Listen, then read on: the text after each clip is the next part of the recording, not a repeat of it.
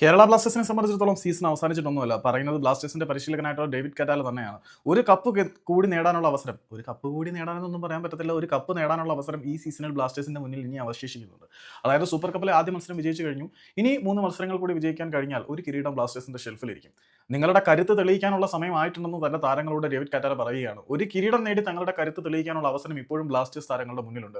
ഞാൻ ഈ ഒരു ക്ലബ്ബിലേക്ക് ജോയിൻ ചെയ്തിട്ട്, അതായത് താരങ്ങളോടൊപ്പം പരിശീലന പരിപാടികളിലേക്ക് ജോയിൻ ചെയ്തിട്ട് 20 ദിവസമേ ആയിട്ടുള്ളൂ. ഈ 20 ദിവസം കൊണ്ട് വളരെ കാര്യമായിട്ടുള്ള മാറ്റങ്ങൾ ഉണ്ടാക്കാൻ കഴിയുക എന്നുള്ളത് അത്ര പോസിബിൾ ആയിട്ടുള്ള കാര്യമൊന്നുമല്ല. കാരണം 10 മാസത്തോളമായിട്ട് ഒരുമിച്ചുള്ള ഒരു ടീമിലേക്ക് 20 ദിവസങ്ങൾക്ക് മുൻപ് വന്ന എൻ്റെ ഒരു ഇൻക്ലൂഷൻ ഇവിടെ വലിയ മാറ്റമൊന്നും ഉണ്ടാക്കുന്നില്ല. എന്നിരുന്നാൽ പോലും എൻ്റെ ഇൻട്രൊഡ്യൂസ് ചെയ്ത ചില പരിപാടികൾ കൊണ്ട് താരങ്ങളുടെ മെന്റാലിറ്റി ഇംപ്രൂവ് ആയിട്ടുണ്ട്. ആ ഒരു മെന്റാലിറ്റി കൊണ്ട് അവർക്കൊരു വിജയതൃഷ്ണ, കിരീടം നേടണമെന്ന മോഹം വന്നിട്ടുണ്ട്.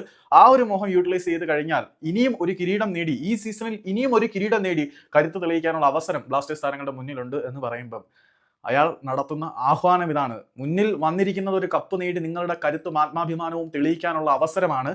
നിങ്ങളത് യൂട്ടിലൈസ് ചെയ്യടാ മക്കളെ എന്നാണ് കാറ്റാല ഈ വാചകങ്ങളിലൂടെ ഉദ്ദേശിച്ചിരിക്കുന്നത്.